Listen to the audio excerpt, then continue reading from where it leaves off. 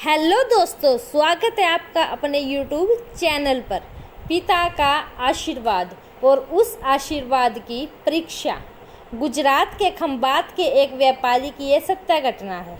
जब मृत्यु का समय निकट आया तो पिता ने अपने एकमात्र पुत्र धनपाल को बुलाकर कहा कि बेटा, मेरे पास धन संपत्ति नहीं है कि मैं तुम्हें विरासत में दूं, पर मैंने जीवन भर सच्चाई और प्रामाणिकता से काम किया है, तो मैं तुम्हें आशीर्वाद देता हूँ कि तुम जीवन भर सुखी रहोगे और धूल को भी हाथ लगाओगे तो वह सोना बन जाएगी।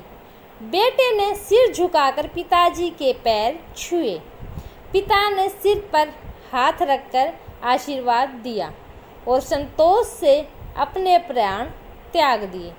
जब घर का खर्च बेटे धनपाल को संभालना था, उसने एक छोटी सी ठेला गाड़ी पर अपना व्यापार शुरू किया।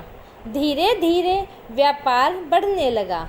एक छोटी सी दुकान ले ली। व्यापार और बढ़ा। अब नगर के संपन्न लोगों में उसकी गिनती होने लगी। उसको विश्वास था कि यह सब मेरे पिता के आशीर्वाद का ही फल है, क्योंकि उन्होंने जीवन में दुख उठाया है पर कभी धैर्य नहीं छोड़ा, श्रद्धा नहीं छोड़ी, प्रामाणिकता नहीं छोड़ी। इसीलिए उनकी वाणी में बल था और उनके आशीर्वाद फलीभूत हुए हैं और मैं सुखी हुआ हूँ। उसके मुंह से बार बार यह बात निकलती थी। एक दिन एक मित्र ने पूछा कि तुम्हारे पिता में इतना बल था तो वह स्वयं संपन्न क्यों नहीं हुए, सुखी क्यों नहीं हुए? धर्मपाल ने कहा कि मैं पिता की ताकत की बात नहीं कर रहा हूँ, मैं उनके आशीर्वाद की ताकत की बात कर रहा हूँ। इस प्रकार वह बार बार अपने पिता के आशीर्वाद की बात करता तो लोगों ने उसका नाम ही रख दिया बाप का आशीर्वाद। धनपाल को इससे बुरा नहीं लगता था। वह कहता था कि मैं अपने पिता के आशीर्वाद के काबिल निकलूं, यही चाहता हूँ। ऐसा करते हुए कई साल बीत गए। वह विदेशों में व्यापार करने लगा। जहाँ भी व्यापार करता उसे बहुत लाभ होता। एक बार उसके मन में आया कि मुझे लाभ ही लाभ होता है, तो मैं एक बार नुकसान का अनुभव करूं। तो उसने अपने एक मित्र से पूछा कि ऐसा व्यापार बताओ जिसमें मुझे नुकसान हो। मित्र को लगा कि इसको अपनी सफलता और पैसों का घमंड आ गया है। इसका घमंड दूर करने के लिए इसको ऐसा धंधा बताऊं कि इसको नुकसान ही नुकसान हो। तो उसने उसको बताया कि तुम भारत में लौंग खरीदो और जहाज़ में भरकर अफ्रीका के जंजीर बाजार में जाकर बेचो। धर्मपाल को यह बात ठीक लगी। जंजीर बार में तो लौंग का देश है, वहाँ से लौंग भारत में आते हैं और यहाँ 10-12 गुना भाव पर बिकते हैं। भारत में खरीद करके जंजीर बार में बेचे तो साफ नुकसान सामने दिख रहा है। परंतु धर्मपाल ने तय किया कि मैं भारत में लौंग खरीदकर जंजीर बार खुद लेकर जाऊंगा। देखो कि पिता के आशीर्वाद कितना साथ देते हैं।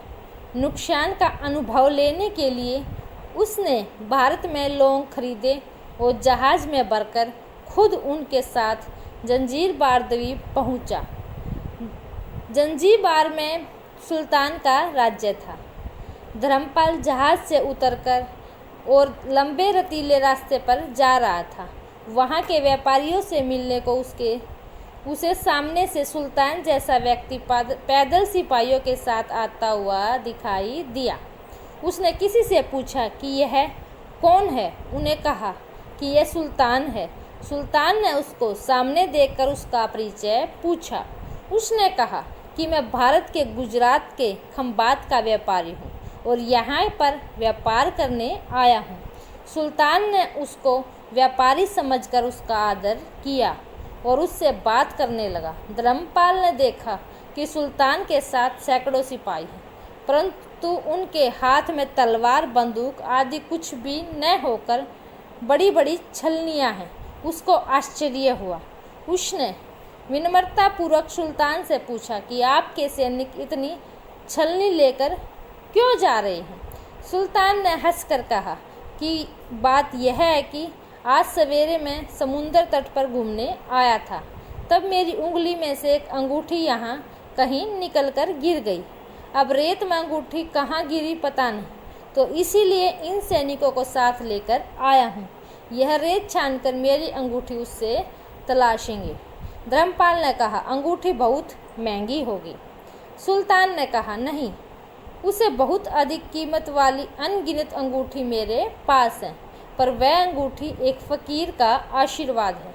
मैं मानता हूँ कि मेरी सल्तनत इतनी मजबूत है और सुखी और फ़कीर के आशीर्वाद से है, इसलिए मैंने मन में उस अंगूठी का मूल्य सल्तनत से भी ज़्यादा है। इतना कहकर सुल्तान ने फिर पूछा कि बोलो सेठ, इस बार आप क्या माल लेकर आए हो? धर्मपाल ने कहा कि लौंग। सुल्तान के आश्चर्य का ठिकाना नहीं रहा। यह तो लौंग का ही देश है सेठ, यहाँ लौंग बेचने आए हो? किसने आपको ऐसी सलाह दी? जरूर वह कोई आपका दुश्मन होगा। यह तो एक पैसे में मुट्ठी भर लौंग मिलते हैं। यहाँ लौंग को कौन खरीदेगा और तुम क्या कमाओगे? धर्मपाल ने कहा कि मुझे यही देखना है कि यहाँ भी मुनाफा होता है या नहीं। मेरे पिता के आशीर्वाद से आज तक मैंने जो धंधा किया है उसमें मुनाफा ही मुनाफा हुआ है। अब मैं देखना चाहता हूँ कि उनके आशीर्वाद यहाँ भी फलते हैं या नहीं। सुल्तान ने पूछा कि पिता का आशीर्वाद, इसका क्या मतलब है? धर्मपाल ने कहा कि मेरे पिता सारे जीवन ईमानदार और प्रामाणिकता से काम करते रहे, परंतु धन नहीं कमा सके। उन्होंने मरते समय मुझे भगवान का नाम लेकर मेरे सिर पर हाथ रखकर आशीर्वाद दिए थे कि तेरे हाथ में धूल भी सोना बन जाएगी। ऐसा बोलते बोलते धर्मपाल नीचे झुका और जमीन की रेत से एक मुट्ठी भरी और सम्राट सुल्तान के सामने मुट्ठी खोलकर उंगलियों के बीच में से रेत नीचे गिराई, तो धर्मपाल और सुल्तान दोनों का आश्चर्य का पार नहीं रहा। उसके हाथ में एक हीरो जड़ित अंगूठी थी। यह वही सुल्तान की गुमी हुई अंगूठी थी। अंगूठी देखकर सुल्तान बहुत प्रसन्न हुआ। बोला, वाह खुदा, आपकी करामात का पार नहीं है। आप पिता के आशीर्वाद को सच्चा प्यार करते हो। धर्मपाल ने कहा कि फकीर के आशीर्वाद को भी वह परमात्मा सच्चा करता है। सुल्तान और खुश हुआ, धर्मपाल को गले लगाया और कहा कि मांग सेठ, आज तू जो मांगेगा मैं दूंगा। धर्मपाल ने कहा कि आप 100 वर्ष तक जीवित रहो और प्रजा का अच्छी तरह से पालन करो, प्रजा सुखी रहे, इसके अलावा मुझे कुछ नहीं चाहिए। सुल्तान और अधिक प्रसन्न हो गया। उसने कहा कि सेठ, तुम्हारा सारा माल आज खरीदता हूँ और तुम्हारी मुँह मांगी कीमत दूंगा। सीख, इस कहानी से शिक्षा मिलती है कि पिता के आशीर्वाद हो तो दुनिया की कोई ताकत कहीं भी तुम्हें पराजित नहीं होने देगी। पिता और माता की सेवा का फल निश्चित रूप से मिलता है।